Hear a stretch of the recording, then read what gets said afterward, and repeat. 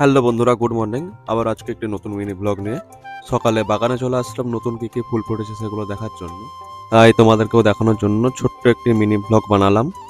সকাল সকাল প্রাকৃতিক দৃশ্য আর তার সাথে বাগানে ফুল ফোটা, খুব সুন্দর লাগছে দৃশ্যগুলি। আশা করি তোমাদেরকেও খুব ভালো লাগছে।